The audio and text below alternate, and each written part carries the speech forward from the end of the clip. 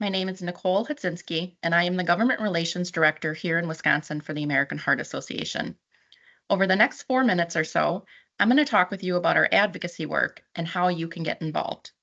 First, I know advocacy can have different contexts, so I want to clarify that I'm talking about public policy advocacy and using your voice to help advance the mission of the American Heart Association through public policy change and securing budget appropriations. First, I want to highlight that advocacy work at its core is always a team effort. In every policy we work on, we partner with legislative champions, stakeholder partners, and volunteers from all across Wisconsin who are interested in the specific policy. In this discussion, we are focusing on partnerships with volunteers and opportunities for volunteers to help build support for the policy. Volunteer advocates can be anyone interested in the topic. Volunteers we work with include doctors and nurses who understand the issue through a clinical lens. They include individuals who have been personally touched by an issue, for example, someone who has survived cardiac arrest. They also include our fire and EMS friends who understand the importance of pre-hospital care in a medical emergency.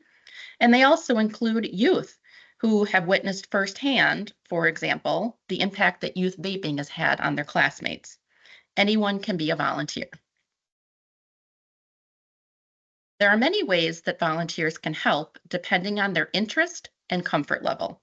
Examples include something as quick as emailing your legislator to things that take more time and preparation, like meeting with your legislator, testifying at a public hearing, or participating in a media interview. There are two things to know about these opportunities. First, staff at the American Heart Association will always help prepare you for the activity, and we know that volunteers prepare differently. Some volunteers we work with like to review a lot of information in advance and talk through it all before the activity. Others just want a couple of talking points and they're good to go. The key to know is that our staff team will work with you to make sure that you're prepared ahead of time. The second thing to know is that we will never push you to do an activity that you're not comfortable doing. Media interviews are a great example. If you tell us you aren't comfortable doing media, we will respect that and find other volunteers to cover the media side. At the same time, if media is something you're interested in learning more about, our communication staff are here to help provide training. Another thing volunteers can do to help is to talk with your friends, your family, and your coworkers about our advocacy efforts and encourage them to get involved too. Remember, advocacy work is a team effort, and we need your help building the team. We also encourage you to join our free You're the Cure network, which is our online system for communicating with advocacy volunteers.